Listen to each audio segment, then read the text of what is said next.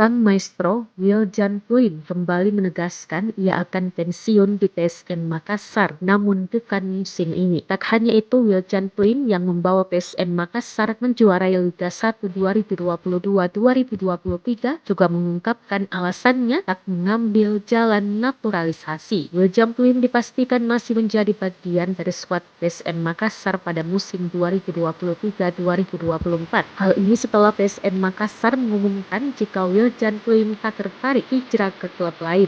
Apalagi Will Jan Pluim masih terikat kontrak di PSM Makassar hingga akhir tahun 2025.